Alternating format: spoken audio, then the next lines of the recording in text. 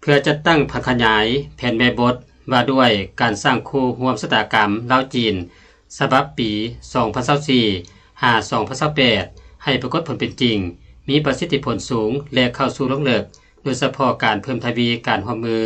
และแลกเปลี่ยนบทเรียนในโครงข่ายกสิกรรมและชนบทระหว่างสาธารณรัฐประชาธิปไตยประชาชนลาวและสาธารณรัฐประชาชนจีน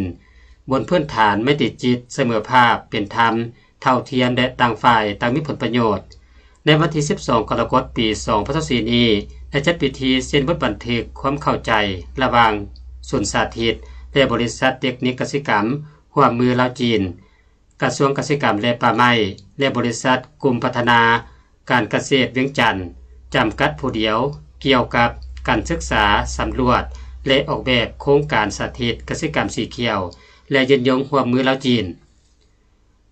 การลงนามเซ็นบทบันทึกความเข้าใจในครั้งนี้โดยมีจุดประสงค์เป้าหมายเพื่อดำเนินการศึกษา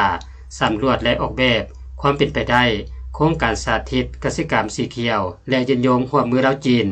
ในใส่ประกอบส่วนและให้การสนับสนุนศูนย์สาธิตและบริการเทคนิคเกษตรกรรมร่วมมือลาวจีนในเวียกงานการสาธิต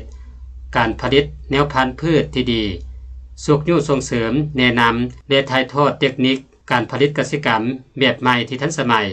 แสดงข้อมูลข่าวสารด้านวิชาการเพื่ออำนวยให้แก่การยกสูงคุณภาพผลิตภัณฑ์เกษตรกรรมและพัฒนารูปแบบการผลิตเกษตรกรรมโดยการปรับปรุงกำลังการผลิตของชาวเกษตรกรและเวียกงานอื่นๆบนพื้นฐานระแหงของแต่ละฝ่ายในคงเขต10แขวงภาคเหนือเช่นแขวงอุดมไซพงศาลีบ่อแก้วหลวงลำธารสยามบุรีหลวงพระบางหัวพานเสียงขวางเวียงจันทน์และแขวงไส้สมบูรณ์ให้นับมือเข้มแข็งเพื่อนำเสนอคณะนำกระทรวงเกษตรกรรมและป่าไม้พิจารณารับรองในการจัดตั้งปฏิบัติโครงการความลงนามเซ็นบทบันทึกโดยมีทานศิริพลพิทักษ์ศูนย์หัวหน้าศูนย์สาธิตและบริการเทคนิคเกษตรกรรมร่วมมือลาวจีนท่านยังซีผู้จัดการบริษัทกลุ่มพัฒนาการเกษตรเวียงจันทน์จำกัดและทานปริญญาเอกพรหมมีอินทิจักรห้องหัวหน้ากรมแผนการและการร่วมมือกระทรวงเกษตรกรรมและป่าไม้โดยมีทานนางสุดาคำพิมสอนห้องหัวหน้าห้องการกระทรวงเกษตรกรรมและป่าไม้พร้อมด้วยหัวหน้ากรมห้องกรมแผนการศูนย์สถาบันค้นคว้าอ้อมข้างกระทรวงเกษตรกรรมและฝ่ายบริษัทเข้าร่วม